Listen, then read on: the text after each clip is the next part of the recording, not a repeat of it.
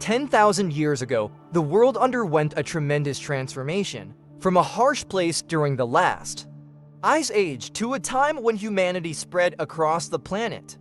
The end of the Ice Age ushered in a new period of strong development, where technology and agriculture began to emerge as important elements of everyday life. This represents a great step forward in human history and civilization, a time when we have the opportunity to explore and learn about the legacies of the past. From the Ice Age to the Holocene, changes in climate have created new opportunities and challenges for life on Earth. During the period when pine trees no longer received rain, the strong growth that caused their extinction has long been a subject of debate.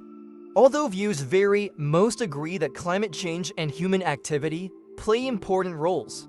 Along with climate change, melting glaciers have caused sea levels to rise 7.5 meters in just 160 years, pushing many lands underwater. A good example is Doggerland, the area between the British Isles and Northern Europe, where the Maglemosian culture flourished. Under the influence of climate change, hunting large animals becomes more difficult, forcing communities to shift to a more widespread hunter-gatherer lifestyle. Complex tools were developed from natural resources, such as deer antlers and flint, and the appearance of structures such as stone walls in the Baltic Sea testifies to progress about the culture of this period. Recent discoveries suggest that people of the Kamsa culture may have rapidly migrated into the area, even using ships to reach Finnmark province more than 10,000 years ago. They appear to have depended on coastal resources such as shellfish and marine mammals, and may have even ventured into Norway's mountainous interior. Their rock art depicts a series of natural images that migrated down the Iberian Peninsula, with a unique and profound culture retaining its roots in the Goyet-Kuta cluster. At the same time, in the Mediterranean region, late epigraphicians developed complex cultures using synthetic tools and hunting a diverse range of species. There is evidence that they may have used boats and developed Mora art with paintings of animals and people. Despite their genetic differences, these people had olive to black skin and dark hair, highlighting the diversity and richness of ancient European culture. Slow herders arrived in Europe a long time ago, possibly 10,000 years ago. Their ancestors, the Eastern hunter-gatherers, ranged from Northern Asia to Eastern Europe, although much of Eastern Europe was actually a mixture of Western and Eastern hunters. These people created the Siberian culture in Poland and the Baltic region, living in riverside and marsh settlements. They developed incredible stone tools and used them to hunt deer and elk, often with the aid of hunting dogs. Additionally, during this time, confusion between European and American elk occurred due to a lack of understanding of these animals, especially in European culture. Go back to the distant eastern past of vulgar riverside cultures such as Bovo and Shigar. These are people who are genetically descended from Orientals and are believed to be the ancestors of Indo-Europeans. Using technology similar to Surin, they developed unique cultural variations characteristic of post-glacial landscapes with many lakes and developed forests. A notable discovery was the large wooden statue found, depicting a three-dimensional man with a face and geometric figures carved on his body. This statue is made from a large tree, shaped with tools taken from a beaver's jaw. There are many interpretations of this sculpture, which is understood as a symbol of the spiritual world of these people. Europe 10,000 years ago was home to many developed cultures and technological advances. Although they were still hunter-gatherers, they discovered new ways to take advantage of their habitat and even settle. Imagine a wild tribe organizing a cultural event or performing a shamanic ritual. This is so exciting! Chickens of the Najafian culture appeared about 15,000 years ago and used abundant food sources. Although they are still actively hunting and gathering, they may move less or stop altogether. This was important because most hunters and gatherers had to move constantly in search of new resources in their spare time. And new opportunities, however, Najafian populations were established and built permanent settlements. Using materials such as limestone and mud brick, not only did they create large food storage facilities, but they also built large structures that are considered iconic. In addition, they created cemeteries and works of art such as objects carved from stone and bone.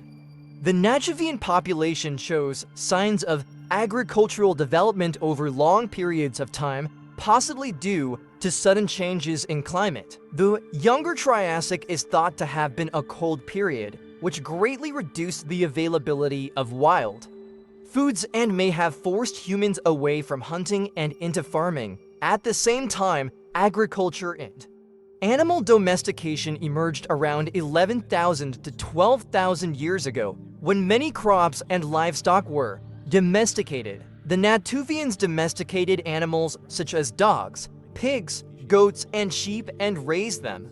Instead of hunting, this gave them a stable base for permanent settlement, as was the case in Jericho, where residents built round houses of clay and straw, along with elaborate works of art. Other provisions. It is possible that these structures were used for defense against enemies or floods and may have been captured. Building the population in Jericho took 100 people in 100 days.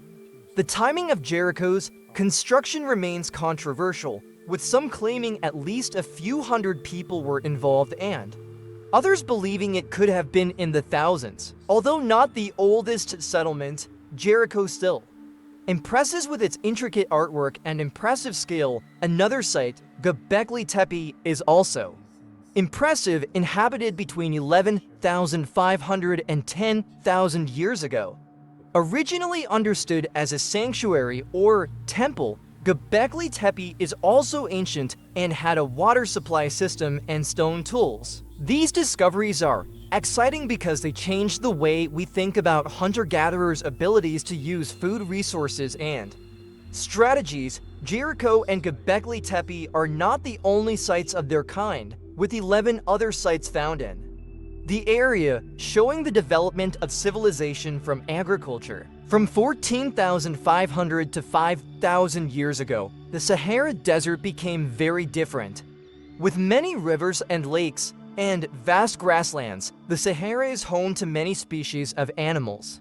This wet period is part of a large cycle, which has caused about 230 wet periods in the past 7 to 8 million years. It is expected that the Sahara Desert will return to its green state around the year 17,000, creating a vast and seasonal environment that supports a large hunting, gathering, and fishing population living in the Nile Delta. The place became incredibly lush, even more productive during the Neolithic hunter-gatherer period, when weeds and grain were abundant. These people could have surplus food, similar to the non-people in Lindam. The development of stone tools, such as a D, helped them harvest and process grain more efficiently. These people are even more sedentary than before the domestication of plants. Eventually, animals and crops were imported from Western Asia, greatly increasing the population and eventually leading to Egyptian civilization thousands of years later across the Sahara. Vast tropical forests and savannas spread across West Africa about 11,400 years ago, when the inhabitants of Mali invented Africa's earliest pottery and may have also invented the bow and arrow. This technology was then introduced into the heart of the Sahara Desert. West African residents began domesticating the oil palm and raffia palm 11,000 years ago. Palm trees provide oil for food, wood fiber, and resin for wine. Their culture developed with large burial sites, such as Gabbero in Niger, moving to East Africa. Evidence was discovered of the collection and domestication of wheat and barley from the Levant.